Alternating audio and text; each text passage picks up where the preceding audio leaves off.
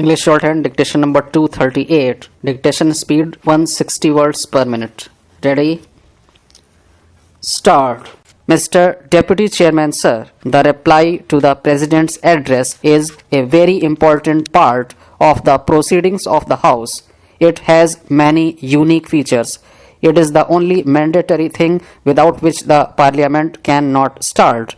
Earlier, the mandatory nature was that you would have the President's address before each session started.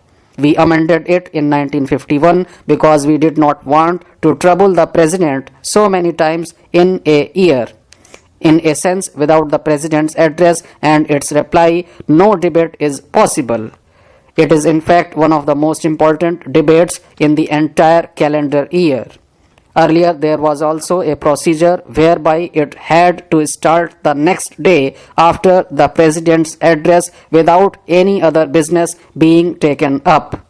We have also slightly amended that now. We are expected to start soon after, but not immediately.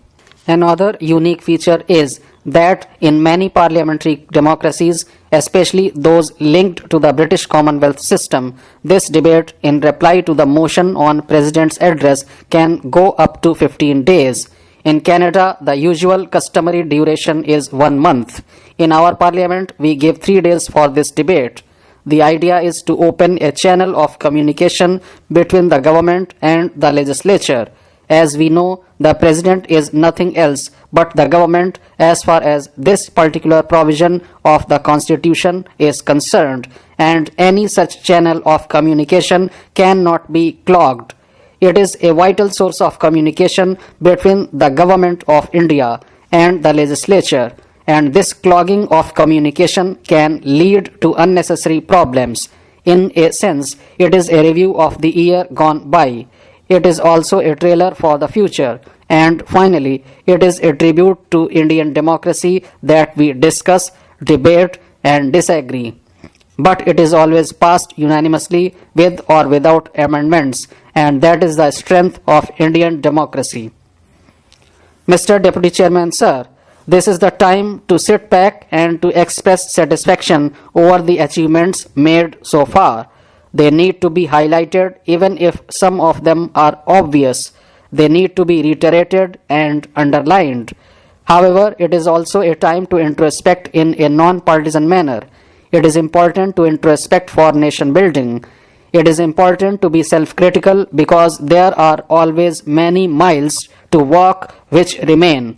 It is also important to be self-critical because while we applaud the glass half full, we try to make sure that the stream of that glass half full is clear, unpolluted, and pure.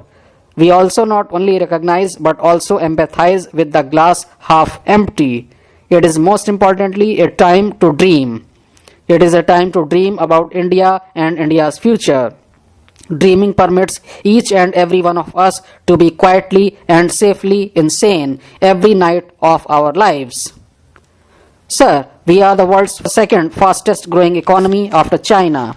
We have been growing at 6% for 27 years.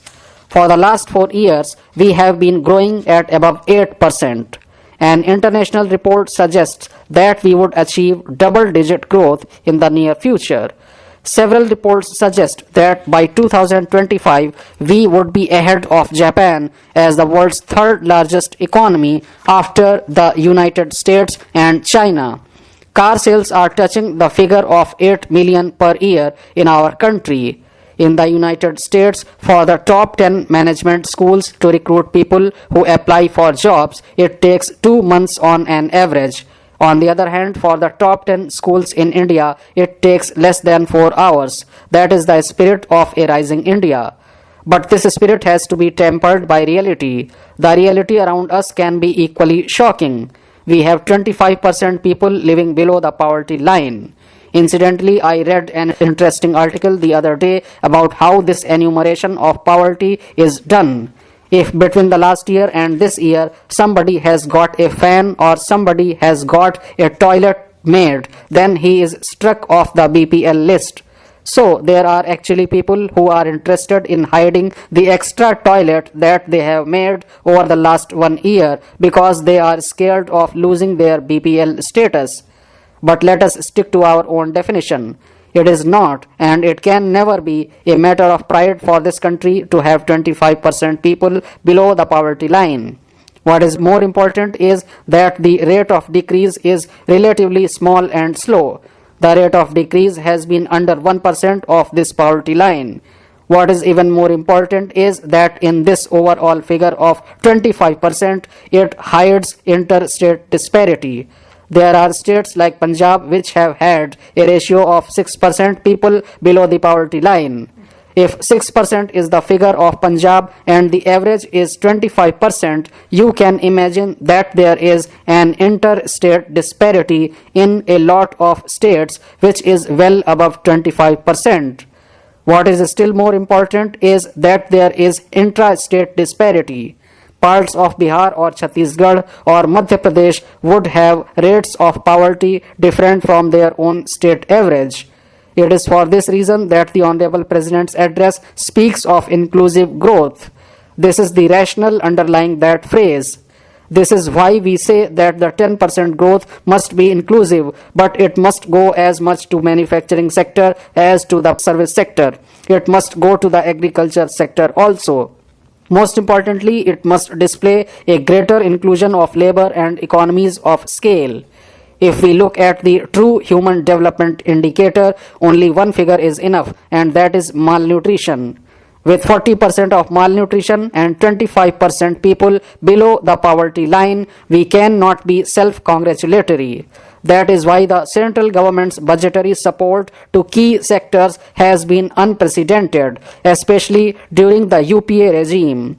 These figures are known, but they are striking, and therefore I must point out that the allocation on three key sectors, that is agriculture, health, and rural development, has been tripled between the 10th and the 11th five-year plans. In fact, if you add education, these four sectors account for over half of the 11th plan. The budget is hardly a week old. The budget maintains all the significant schemes initiated by this government, whether it is the Drinking Water Mission or the Jawaharlal Nehru Urban Renewal Mission or the Rural Employment Scheme. There are many more, and the President's address mentions them. Mr. Deputy Chairman, sir, I am referring to those elements which have found specific mention in the Honorable President's address. It is the collective ownership of the people which is the underlying theme in the budget. No tree can flower, no tree can bear fruits unless its roots are strong, unless the bottom and the lower levels of pyramid feel involved, unless the gap between the different sections is closed. You cannot hope to have real growth. These are therefore virtuous components of equity, participation, and transparency. There is another feature in the UNDP wish list of good governance, and that is rule of law. We must ask ourselves the question, India is perhaps the only country which has emerged from the yoke of imperialism in 1947. We have rule of law in this country, and therefore we have to do everything possible to strengthen the concept of rule of law. It is good that the budget recently has increased the planned allocation to the judiciary. But there are several issues where many more miles need to be walked. The allocations have to be increased even more. More importantly, India's average is running at about 12 or 13 judges per million of population, whereas the global average is above 40. There is a Supreme Court order which says that the number of judges per million population in this country should be at least 50 judges per million population. For that, we need to increase judicial outlays dramatically. Let me give you a simple example. We have court fees levied by most states. The court fee must be an earmarked amount which must go directly into the judicial account. That does not happen. There are several other reforms. Why should there be a distinction in the age of retirement between High Court judges and Supreme Court judges? A High Court judge retires at 62, whereas a Supreme Court judge goes on up to 65. Both ages are significantly less than the global average of 70. or 75. It is startling that right from independence till today, two statistics stand out. There are roughly 700 High Court judges all over the country.